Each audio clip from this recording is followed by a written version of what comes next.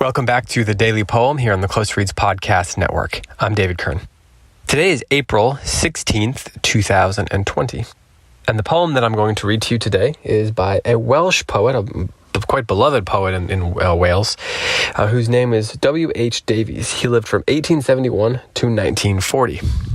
And the poem that I'm going to read to you is called Leisure. It was written in 1911 and was published in a collection called Songs of Joy and Others.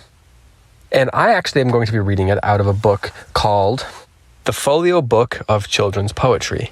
About 16 months ago or so, when my daughter Lydia was born, a bunch of listeners of our podcasts got together and sent us a gift. And included in that gift was this beautiful book from the Folio Society. Beautiful illustrations. On the cloth-bound cover, there's a picture of a cat and then a lion with this gold foil. And then on the back, there's a zebra and an owl and a dancing bear. And it's just a really beautiful book with these colorful illustrations. So it's a great gift for your children or a great idea to have in your home. So little plug for this book. Again, this is from the Folio Book of Children's Poetry, and it's W.H. Davies' poem called Leisure. It goes like this. What is this life if full of care we have no time to stand and stare? No time to stand beneath the boughs and stare as long as sheep or cows. No time to see when woods we pass where squirrels hide their nuts in grass. No time to see in broad daylight streams full of stars like skies at night. No time to turn at beauty's glance and watch her feet, how they can dance. No time to wait till her mouth can enrich that smile her eyes began. A poor life this is. A poor life this, if full of care, we have no time to stand and stare. You have probably, possibly heard that final line, that final stanza, a poor life this, if full of care, we have no time to stand and stare. That couplet there is relatively famous, I think. I had heard it many times, but, I had forgotten that it was from this particular poem.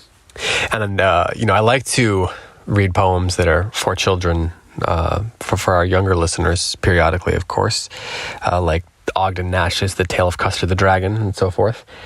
So I was looking through this collection for a poem that I could read that was, sort of geared towards young people. But one of the things I love about this collection is that so many of the poems that are, quote, geared towards young people are, poems by Yeats and Wordsworth and Shakespeare and, poetry that's geared, quote, geared for children is also geared for adults.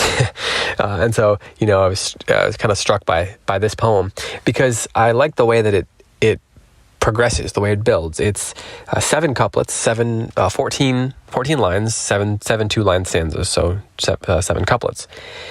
And it's bracketed, of course, by the sort of thesis that, this is not a great life. It's a waste of a life if we don't have time to stand and stare.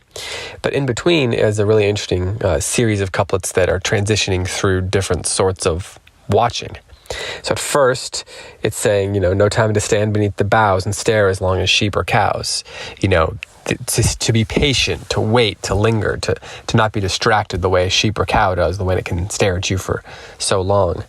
There's also the idea of being in awe, no time to see in broad daylight streams full of stars like skies at night.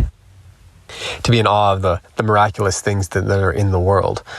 Even the idea of where squirrels are hiding their nuts, the sort of industry of nature. But then the next couple stanzas have to do with beauty, and it's the personification of beauty. There's something like Proverbs, sort of, where Proverbs personifies wisdom. So one of those 2 stanzas begins, no time to turn at beauty's glance, and watch her feet, how they can dance. No time to wait till her mouth can enrich that smile her eyes began. And I like how surprising those 2 couplets are, because at first you think you're going to get sort of a metaphorical, the idea of, like I said, personifying beauty, and that's just kind of what we're going to get.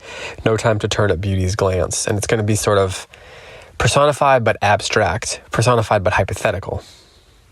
But then the next 3 lines, as particularly the one about the smile and the one about her feet dancing, suggest, that he has a specific person in mind. and that there's a sort of beauty and wonder in people around us as well. It's easy to be in awe if our eyes are open at things like shooting stars or in the industry of squirrels. But as with those, the industry of squirrels, it's easy to forget the wonder of the people around us as well. The way dancing feet move, or the way a smile can go from eyes to mouth, the way that the way an expression can change in a moment, in a way that's unique to each person.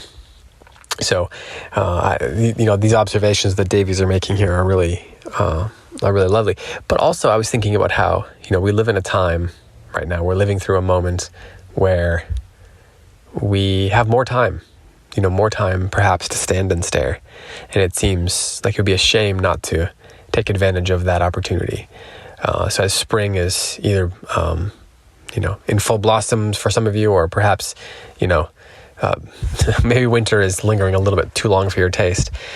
But either way, over these next weeks, we have a great opportunity, I think, to stand and stare. And sometimes that might mean turning it into a poem, but it also might just be seeing the beauty that is in the world. Hopefully, great poetry like the poems that you are hearing on this podcast will help. Which brings me back to the poem itself. You're here for the poems and not for me. So one more time, here is W.H. Davies' Leisure. What is this life if full of care we have no time to stand and stare? No time to stand beneath the boughs and stare as long as sheep or cows. No time to see when woods we pass where squirrels hide their nuts in grass. No time to see in broad daylight streams full of stars like skies at night. No time to turn at beauty's glance and watch her feet, how they can dance. No time to wait till her mouth can enrich that smile her eyes began. A poor life this, if full of care, we have no time to stand and stare. This has been the Daily Poem. Thanks so much for listening. I'll be back tomorrow with another poem for you.